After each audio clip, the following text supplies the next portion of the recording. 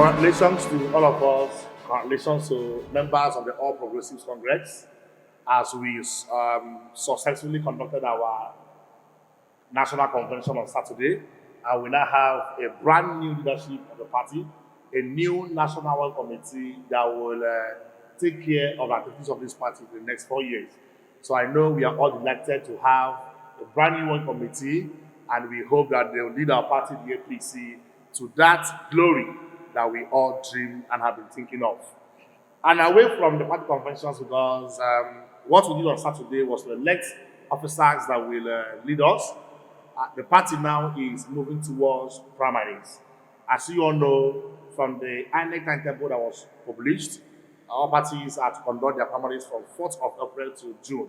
So our party, the All Progressives Congress, now have their focus and their eye on the national convention again, where we will elect our presidential candidates. And this is why we are bothered, because any choice our party makes that is not fair, it might have a detrimental effect on us, our party members. Our party has to make a very wise decision as to who becomes the presidential flag bearer, someone that will be able to fly our party very well. On this, we decided to have this conversation today, where we are going to talk about what our party will look like beyond the primaries. And these gentlemen will be giving their thoughts on different things that we are going to discuss here today. I want to, first of all, ask the question like this. As we are journeying towards the primaries, what sort of a person should emerge as the APC presidential flag bearer? Choosing someone who will be our flag bearer is not a child's play. It is someone who will be generally accepted, both in the north, in the south, in the east, and also in the west. Especially someone who is corruption-free and who is ready to serve. For our party to remain the occupants of Asorok beyond May 29, 2023, we have to look inwardly and say, who has what it takes to win the party, or the election rather, for our party? What is his credibility? Has he shown capacity to serve? 2, corruption is a factor. I am happy that the president has realized that there is a problem. He has seen the writing on the wall as an elder and has come out to say, APC, do not give your ticket to the highest bidder. Yes, that's what he said, yes. So for Buhari himself, of all people to say it, he knows that there are people who are desperate for the ticket of this party. Yes. And these people who are desperate, I don't know who he has in mind, are interested in just winning the party ticket. Are they marketable? Are they advertisable? Should we get it wrong at this primary stage, we shall go the way of the PDP. PDP has not recovered for its loss in 2015. Yes. And PDP is waiting for the APC to make a mistake, which it made in 2015, and take over power. Yes. In the course of this particular discussion, I will tell us who we can present, what kind of person we can present if we must remain in power. Now I want to ask this question. Consensus arrangement, do you think it has a negative effect? Consensus means a group of people coming together to decide. Consensus should not be allowed to come in any way near the selection or near the primaries, because it might end up denying the party delegates the opportunity of selecting who they feel is the best. Let us jettison this particular consensus arrangement and ask the delegates to vote their conscience, go there and select whosoever you feel will win election for our party and reposition Nigeria. I am worried. I need a candidate who will fix the school system so that my son doesn't have to spend 6 years in the university beyond the 4 years you should spend. I need to travel to Kaduna. I am a writer. I go about the country. For the past 2 years, I no longer visit the northern part of Nigeria for fear of the unknown. I need a person that can handle security so that I can go by night bus to Kaduna, Zaria, and come back safe. I need somebody who will fix the economy so that my little salary can sustain my family. I need somebody who will ensure that my wife with 10,000 can go to the market and buy what will take my large family, I have a large family, for 1 week. So it goes beyond politics. It goes beyond who. It affects me as a person and even my children unborn. So how does this choice made by delegates make or mar our chances? What we are talking about here is that the delegates don't know the power they have. Elect a credible candidate and forget about the other side of it. If you elect a corruption someone, definitely will affect us in future. Yes. Fear. Because they say sometimes that what the party says is final. And as a delegate, they wouldn't like to go contrary to what the party's decision. So sometimes without fear, they will now accept that consensus candidate. From the just concluded convention, it was seen that these delegates were handpicked by party bigwigs. So some of them cannot go against the leader. Are you getting me? If you were not by merit or meritoriously worked to be a delegate or selected to be a delegate, you were just somewhere, somebody called you, okay, come, I'll make you a delegate. And you know what you stand to gain. Oh, I mean, if he goes there, he will do the bidding of his master. There is no two ways about it. Whether the president is credible or not. So my point is this. The process of selection of delegates should be looked in critically. It should be by merit. It should be by the choice of the people because they're going there to represent the people. If Mr. President stamps his feet and say, look, delegates, go out there and do the right thing. Nobody, no party member, no party leader will stand against it. This dropping of name of one person, Mr. President, what it means is that if Mr. President brings out a particular person and say, this is where, like the state governor said that he's going to flash touch on somebody. If Mr. President brings out a particular candidate and say, this is the direction I'm headed. I don't think you No, you didn't hear me well. Hold on, I'm coming. He said, President telling the delegates to do the right thing. Now, what is that right thing? hold on. All of us are against consensus. But everybody is also focusing on the direction of the president, who is getting the presidential blessing. Yes.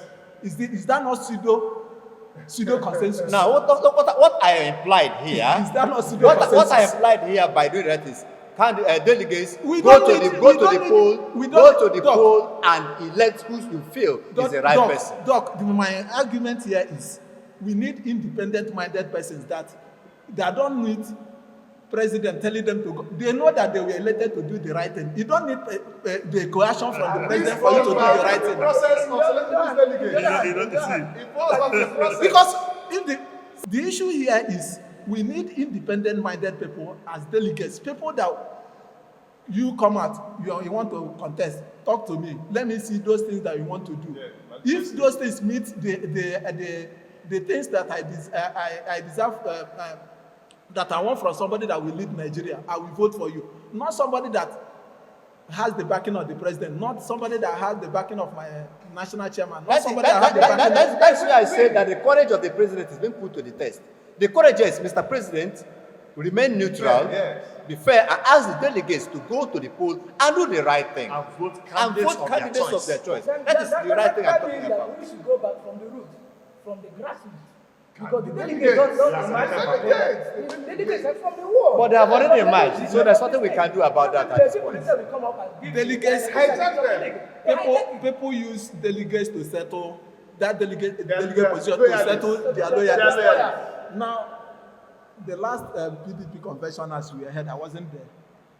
Atiku won that election because he paid more money. He paid more money.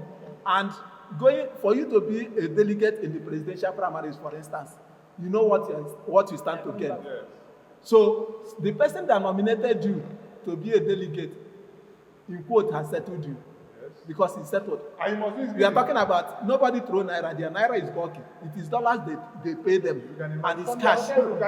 They pay you dollars. So you now check the exchange rate. Dollar is approaching 700 naira now, and somebody is giving you $5,000, $10,000, and you say that nobody can buy your conscience. People conscience will be bought with money. So that is where I ask that question: what are the people in the leadership doing to mitigate the avenue for these things to happen?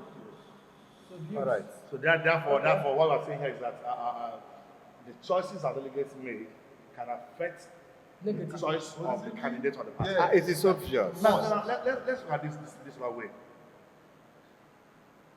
We are of the APC, and there is no, we can't be lying the fact that there is a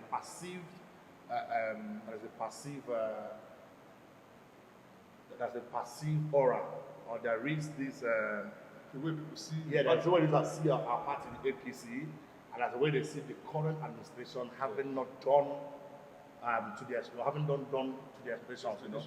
Now, I want us to look at it this way. How can we exonerate? How can we exonerate what emerges? Because anyone that emerges as a flag bearer is from the APC. And of course, the person will be charged from the stance of this administration. Now, how can we exonerate? How can we expunge? How can we differentiate these presidential candidates that will emerge from the passive, poor performance of the current administration? Like, for example, let me give you an now. For example, we have Professor Yemi Osinbajo, who is the vice president of this nation. Now, should he emerge as the presidential candidate of this party, how can we differentiate? How can we exonerate him from this current government that is perceived to be poor, since he's part of it? That's very simple. We have sorry, sir. We have to first of all try to wash the party clean based on the perceived performance of Mr. President and our party in the past 7 years. If you go out there and be sincere enough to sample opinions of people, the majority of Nigerians are not happy with the performance of APC so far. I'm not trying to condemn the party or make excuses for anyone, but we know that all is not well with the country under our party. It means that we have to first of all wash the party clean and then talk about who is going to come to right if there are wrongs in that first. If there are wrongs. If there are wrongs, Or to it's right, perceived. to right, perceive. That's why I use perceive. Right now, that is where we are going to treat whosoever emerges on his individual merits. Okay. You don't use the performance of my family To judge me. to judge me. You don't use what Buhari administration has done to judge the next person who is coming, whether PYO or anybody. You don't even use what the governor of Abia State is doing to judge what his deputy is going to do. Do you think among those who are coming for the presidency, do you have anybody in mind, or do you have anybody who you feel has beat up your marks, or has beat up your this is what is mentioned? For Nigeria to move forward, I'm going to cut you off first. We need an intellectually endowed individual. We need somebody that can be trusted with power, who has not abused any office he has occupied. The qualities that are needed is corruption-free, credibility, and popularity. And there's one man that has shown this capacity. Because as John Adams, the first vice president of America, said that the vice presidency chief is just like a wasted office. That was when Patience Jonathan's wife was being asked, what is your husband doing in office when Jonathan was the vice? So, oh, he's there reading newspapers. Because that office is known for nothing. But one man has come on board since ever been elected and has made that office so important. He has some capacity, he has incredible, he has the intellectual etiquette, and he has shown that he's popular by the various schemes he has brought forward. Is it the other one that Buhari came to his office that he did? Or is it the MSME that he brought up? Or is it the Empower that he brought up? I'm talking about no other person but Professor Yemi Osinbajo. So far, there is no corruption scheme against him. So far, he has shown credibility, and all the jobs that the presidency gave to him, he has carried out to the letter. Most important is loyalty. When President Buhari was admitted over there for several long days, people thought that he would grasp power and, if possible, dethrone Buhari, but he did no such. Thank you very much. One of the qualities we need from somebody that will emerge as APC presidential candidate is one that will uphold the rule of law. That's number one. Another thing is somebody that will understand the demography of the youth. The recent data released by INEC on this current CVR that is ongoing about over 60% of people that have just done registration between the ages of 18 and 35 is over 60%. That means that demography of our population is very important. They are very key in whatever thing you are going to do. So we need somebody who understands the importance of this particular demography of our population and carry them along, not just making them aids on media that we buy camera phones and give to be snapping up. People you make critical stakeholders in the administration. In addition to what he said,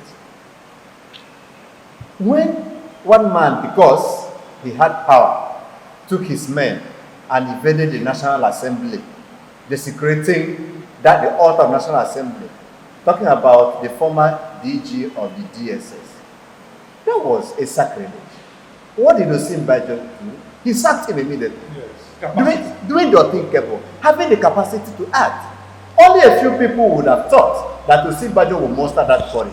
Therefore, one of the attributes, qualities we need of who the APC is going to present is one that has that heart to take drastic actions in the interest of the entire nation, without even trying to take glory for what he has done. Exactly.